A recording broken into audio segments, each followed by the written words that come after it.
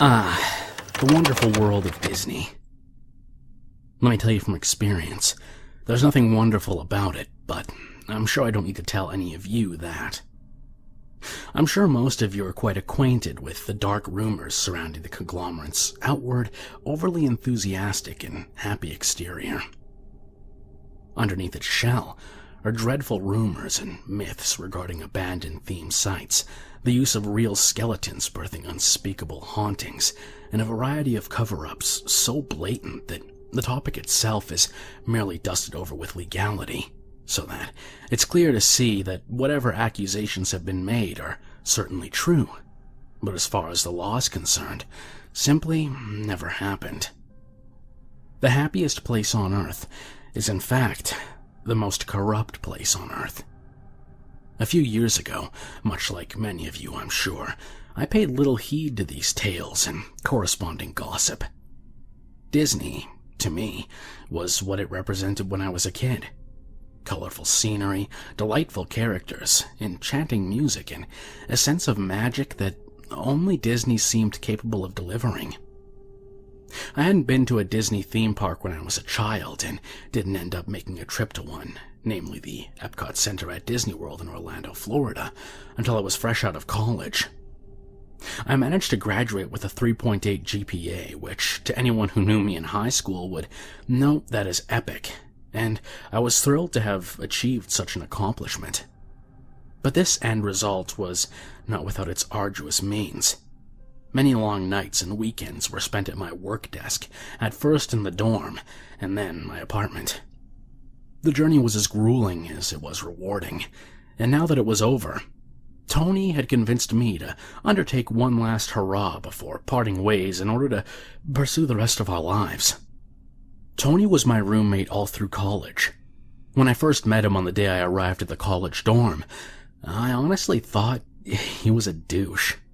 His clothes were clearly too large for his build, a thin pencil-lined beard grew along the perimeter of his jaw, and his demeanor came across as apathetic.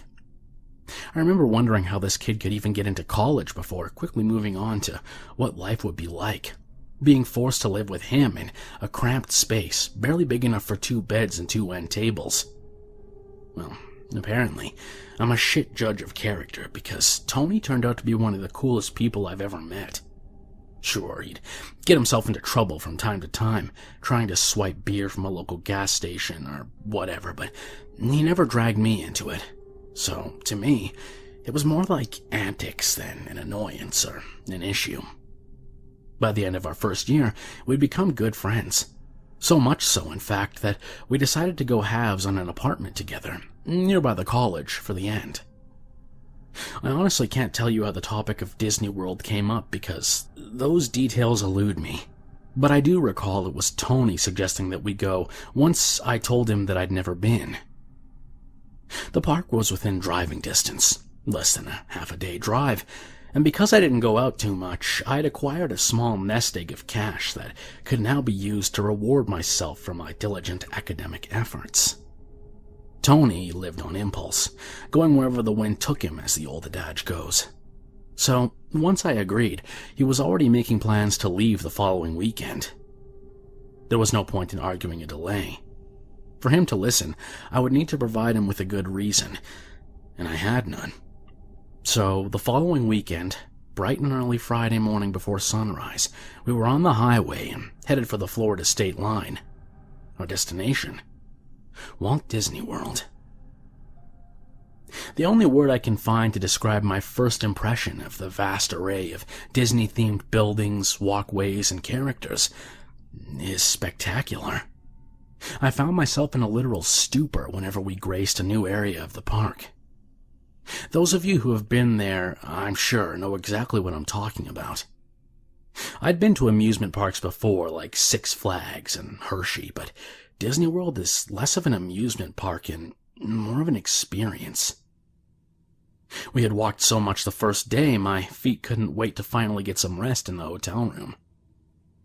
As exhausted as we were, the excitement kept the two of us up talking for another few hours before sleep would find me. And it felt as though no sooner did the day break on my face than we were up and out the door, ready for another day of thrills and excitement. We spent a good portion of the morning just walking around and taking in the sights, honestly, which turned into ride after ride at Thunder Mountain. It wasn't long after that I complained of hunger, and Tony eagerly agreed. Stomachs growling, the two of us headed for the nearest food stand. If you've been to Disney World, you know that there's food carts everywhere, and aching with hunger, the two of us found the first food stand and stood in line. Now, we'd been walking all day and still sore from the previous day. I hopefully anticipated having a seat and taking a break. So, when we got to almost the front of the line, and the both of us realized that neither of us had enough money in our wallets to cover the price of something to eat and drink, we both groaned in frustration, left with only one option: walk back to the hotel and get more money from the luggage. I deliberated my irritation towards this thought to Tony. I was going to turn and start what seemed to be at the time an arduous walk, but I paused, noting a hesitation in Tony's expression, like he was running a thought through his mind, a notion that was affirmed when he told me to sit tight on a nearby bench and that he had an idea. Before getting out of line, Tony told me to talk to the merchant from the side of the line, while he swiped a soda from the countertop and rendezvoused with me where I would be standing, acting as a distraction so that the guy would be looking at me instead of Tony and his sticky fingers. Yeah, I knew this was a bad idea, but I was so goddamn thirsty, and I really didn't want to go on any more long walks for a while. Besides, it's Tony that was going to be doing the stealing, right? It was just a fucking soda after all. These facts and more were tossed about my cognition, trying to reinforce a decision for doing as Tony asked. Long story short, we got caught. The guy turned and caught Tony red-handed, and having seen the two of us standing together, lumped me in with the act once security arrived. The guys were nice enough not to cuff us in front of the passing families and their small children, but the seriousness on the guy's face whenever he looked at me or Tony let me know that we were in big trouble. We were walking with a small crowd of 3 security guards and the two of us before I even knew where we'd been taken. There are no Miranda rights at Disney World, no one phone call, and rarely do they use cuffs from what I was told by the gentleman across from the cherry wood desk at which Tony and I sat side by side. But there was, as maybe some of you know, a jail. Yeah, that's right. Disney jail is real. The whole thing is basically a single hallway of moderate length and a structure below the park frequently referred to as the utilidors, with cage-like cells lining the length of both sides. Surprisingly, the entirety of it is decorated in the typical Disney-style themes, and unsurprisingly, each and every cell was vacant, with the exception of the one now occupied by me and my friend. Once the guard left us to ourselves, supposedly awaiting the arrival of the Orlando police, the two of us argued back and forth regarding the logistics of how we ended up in this mess. This lasted a while, but in a small cell, even decorated as it was, an occupation of time is quickly resolved to bleak boredom. I'd been leaning against the wall with my eyes closed, so I didn't notice what Tony had been up to until I heard the faint clinking of metal upon metal nearby the proximal cell door. My slowly opening eyes shot open wide when I saw Tony stooped by the cell door. I knew what he was doing before I knew how. He was attempting to pick the fucking lock. "Are you out of your mind?" I asked him. Tony responded without turning to face me, his focus intently targeted on what he was doing. "I'm not waiting here anymore in this flashlight cop jail. It was just a fucking soda, man. What are they gonna do, send us to prison? The most they'll probably get is having us tossed from the park, and the way I see it, they want us gone? Fine. If I can get this door open, let's just bolt." "Well, how the hell are you picking the lock anyway? What did you do, smuggle a lockpick?" I said in a half-joking manner. Tony didn't respond, only continued his work while I tried to stop his efforts with debate. Only when I heard the lock pop and the gate swing open did I see what he'd accomplished this with. The jail here isn't much of a jail, like I said, so the guards didn't really frisk us or remove objects normal jails wouldn't allow one to have. I imagine the locks are cheaper than a real jail's as well, because I don't think the large broken-off tooth from a belt buckle would work on a standard jail cell lock. But with the door wide open, there was no point in arguing anymore. I was all in now, and resolved myself to quietly following Tony out through the now open doorway. My heart was racing with adrenaline and fear. I knew that if we got caught now, that we'd be in even bigger trouble. And honestly, the cheerful decor and playful music coming through the PA system didn't help much to alleviate the stress. In fact, it somehow compounded it. Thick, palpable, bitter fear smothered and pressing down on my chest with the weight of sinister happiness that, when perceived in such a context, came across as demented and evil. I must have been pretty nerved up because when the large hand gripped my right shoulder from behind, my body jolted and I shrieked like a 6-year-old girl. Tony turned at the sound and saw the man behind me, seeming to swallow something hard before uttering out one word, telling me all I needed to know about what was going on.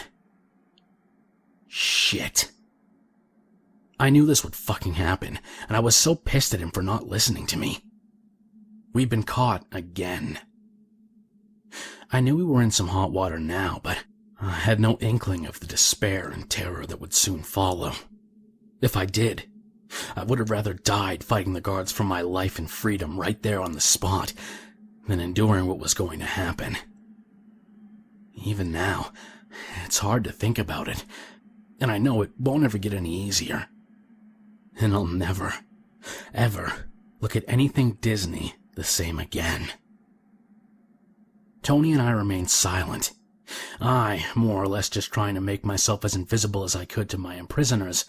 Tony, probably due to the same reason, added with the avoidance of getting an earful or a fistful from me.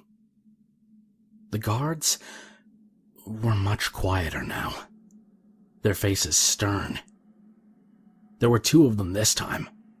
One, the man from before who'd sat with us at the desk, and another, slightly older gentleman who I hadn't seen before. I thought I heard the younger guard mumble something to himself like, "You boys have really done it now," but I honestly can't be sure. The clacking of footsteps and music were the only sounds to greet our ears, and I'm not sure when it happened, but the utilidors we've been walking through had lost their iconic Disney themes at some point. The walls had now become a typical mundane gray and white, lined with machinery, blinking lights, fluorescently painted pipes, and other such things you might see in the sub-level of a normative business establishment. But as we walked, I also noted the lighting was slowly diminishing. It wasn't terribly noticeable, but I really couldn't tell you if the lights were gradually becoming dimmer, or if there was just less of them. But regardless, the ever-waning glow of illumination sparked a twinge of something inside me that I can only describe as hopelessness. The guards weren't saying anything about what they were going to do with us, but Tony and I both knew that it couldn't be good. I'll spare you the mundane details of walking random hallways of decreasing light and silent voices, but the next thing to note was the object I determined to be ominously dreadful. How scared can a human be of a door? Pretty scared, I can tell you that. I read a lot of stories that highlight the fear a window can bring on a dark night, but a window is transparent, allowing you to see the monster on the other side. True horror is in the unknown. And when we rounded a corner leading to a dead-end hallway with a single door at the other side, I knew that if there was anything to fear, it would be on the other side. We were being led without explanation towards this door, and there could only be one intent: to get us on the other side.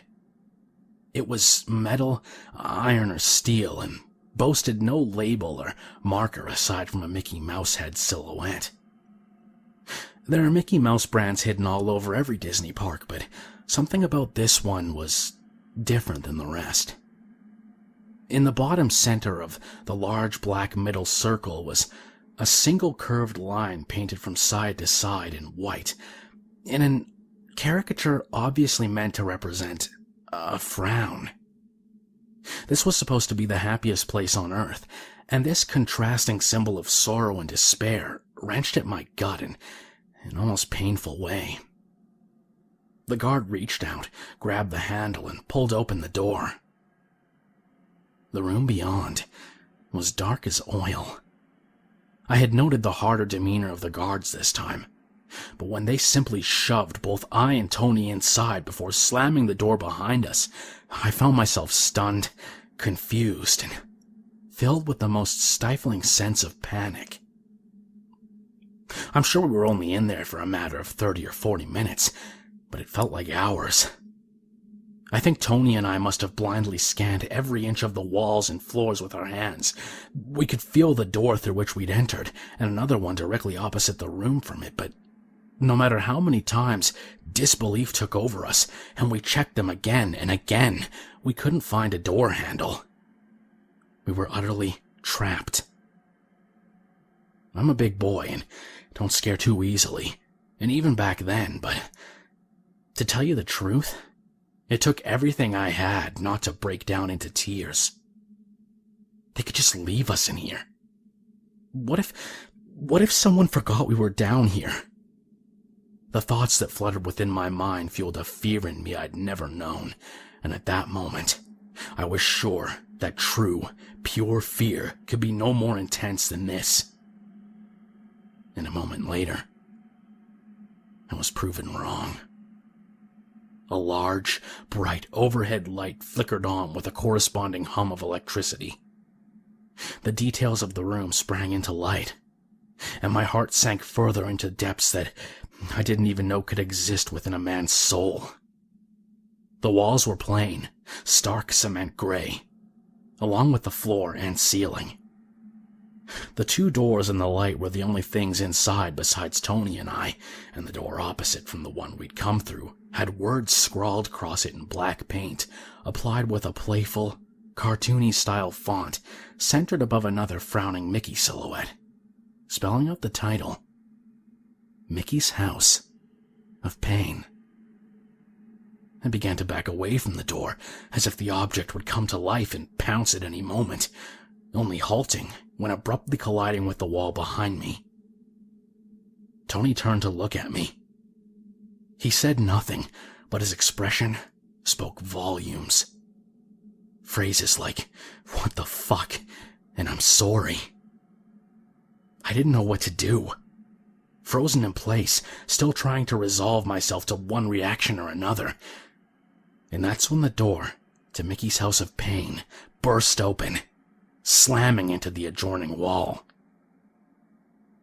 Tony turned back towards the door, just in time to see a large group of men entering through the doorway like a parade of clowns stepping out from a small car, one by one. Each was wearing a cheap plastic face mask of differing Disney characters. The guy wearing a goofy mask rushed Tony. Tony took a few steps back and swung hard. The punch had managed to hit its mask, but the guy was completely unfazed and continued his assault unobstructed.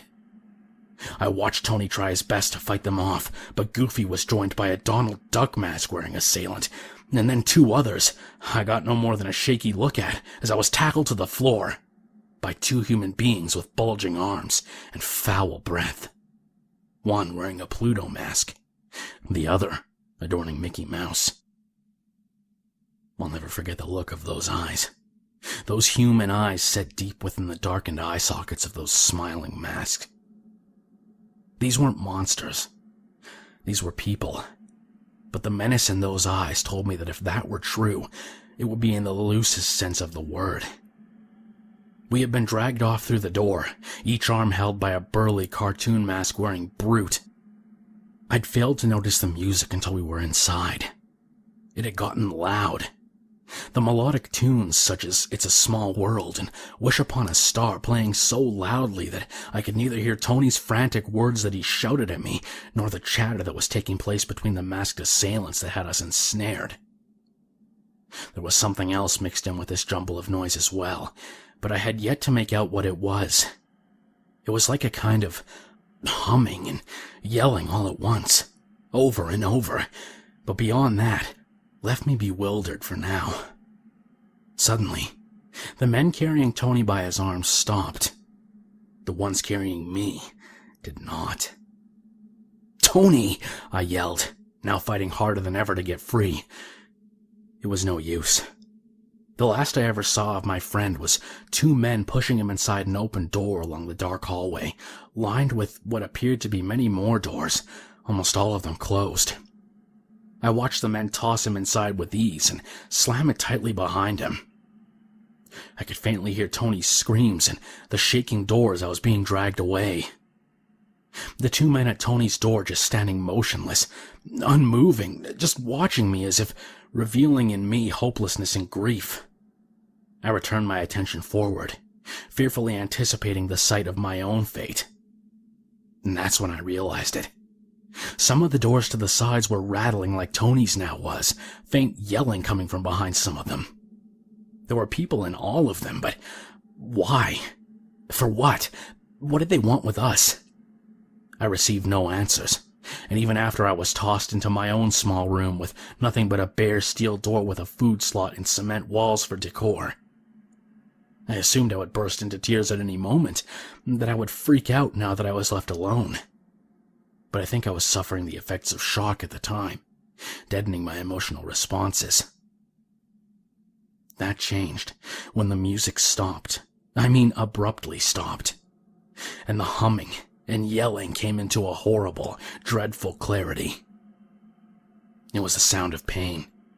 Hundreds, maybe thousands of voices, some nearer than others, all of them sobbing or screaming, some begging for release, a few of them begging to die.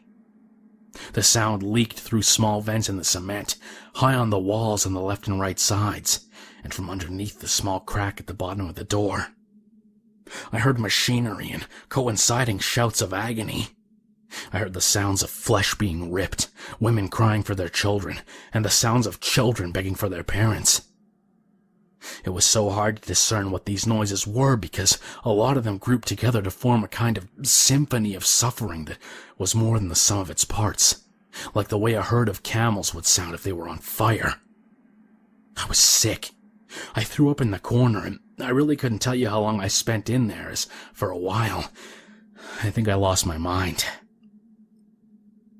The next thing I remember, I'm sitting back at the guard's desk where Tony and I had been brought the first time. As if waking from a dream, I looked around, completely unsure and confused as to how I'd gotten there. The man behind the desk is in fact a Disney guard, but not the one we'd spoken to earlier. His face was new. I asked him how I got there, and he explained that I'd been caught stealing. He then turned his attention to something behind me, and when I turned to take a look for myself, I saw he was looking at two Orlando police officers. I saw the one cop give the guard a strange look, but the man just shrugged and said, "I don't know, maybe he's on drugs," referring to me and my question. I demanded to know where Tony was, and the guard looked at me like I told him the president was an elephant. He explained to me and the officers that he had no idea what I was talking about. "Liar!" I yelled. The man jumped back in surprise. The cops held me in place and told me to calm down, and I did the opposite. Suffice to say, I was charged with more than just stealing. After a court-ordered psychological evaluation, facilitated by both my outbursts and my story, and being deemed sane, I stood trial for theft and assaulting an Orlando police officer.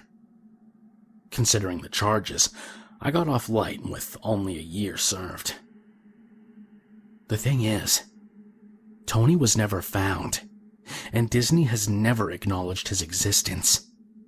Granted, for a while I had no idea what to think, and the internet was just not available where I'd been committed to serve my sentence, but Since I've been released, I've been doing a whole lot of research about Disney and its darker side.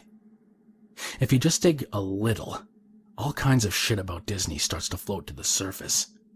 The use of real skeletons and abandoned theme parks, to name a couple, but among these are others.